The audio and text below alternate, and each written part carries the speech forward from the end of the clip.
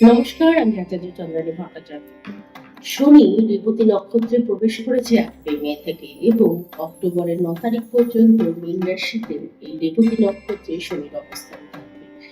এই অবস্থানের ফলে মকর রাশির যে সকল লগ্নের জাতক বা জাতিকারা রয়েছে বা রাশির জাতক জাতিকারা রয়েছে তাদের জীবনে বেশ কিছু পরিবর্তন এই সময়টিতে তারা লক্ষ্য করবে। এই সময়টিতে শনি এই নক্ষত্রের মধ্যে দিয়ে পাস করার সময় দেখুন মকর রাশির জাতক জাতিকাদের লগ্নের অধিপতি গ্রহই শনি এবং শনি যে নক্ষত্রের মধ্যে দিয়ে এই সময়টিতে পাস করছেন সেটি বুধের নক্ষত্র।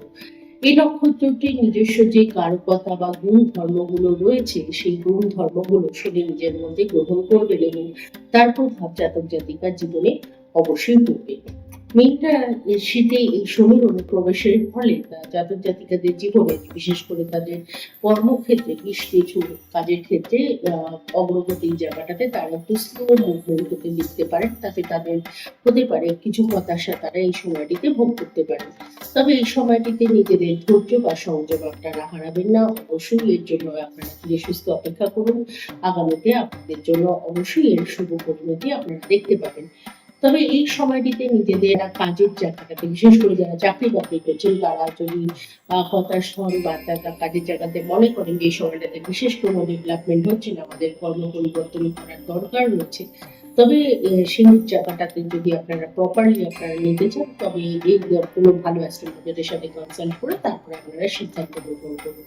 আর যারা ব্যবসার কাজের সাথে যুক্ত রয়েছেন তাদের এই সময়টিতে উচিত যে নিজেদের কাজের নতুন করে ইনভেস্টমেন্ট না করে পুরোনো যে সকল কাজগুলো পেন্ডিং রয়েছে সেগুলো নিয়ে ভাবনা চিন্তা করুন বা সেই ধরনের কাজগুলোর সাথে আর একটু ভালো করে যাচাই বাছাই করুন কোথায় কি ঘাটতি ছিল সেই জায়গাগুলোকে মেকআপ করে বা নতুন স্কিল ডেভেলপমেন্ট করার চেষ্টা করুন। তাহলে পরে আপনাদের আগামীতে ব্যবসার জায়গাটাতে আরো ভালো অগ্রগতি হওয়ার সম্ভাবনা দেখা যাচ্ছে। মকর রাশির জাতক জাতিকাদের এই সময়টিতে আর্থিক সংক্রান্ত বিষয়গুলোতে আপনারা সচেতন থাকুন, নিজেদের ব্যয়ের ব্যাপারে একটু সচেতন থাকা উচিত, কারণ এই সময়টিতে আপনাদের আর্থিক জায়গাটি মোটামুটি আপনাদের দেখাচ্ছে। এছাড়াও শরীর স্বাস্থ্য সংক্রান্ত বিষয় যদি দেখা হয় তবে এই সময়টিতে আপনাদের হাতের ব্যথা বা নার্ভ সংক্রান্ত কোনো রকমের সমস্যা বা ব্যথা যন্ত্রণা হওয়ার সম্ভাবনা দেখা দিতে পারে। উপায় হিসাবে এই সময় প্রতিদিন ভগবান শিবের উপাসনা করুন এবং গরিব দুঃখীদেরকে শনিবার দিনকে একটু সেবা করুন বা তাদেরকে কোনো রকম ভাবে কিছু দান করার চেষ্টা করুন। খুব ভালো থাকবেন আপনারা সকলে। ধন্যবাদ।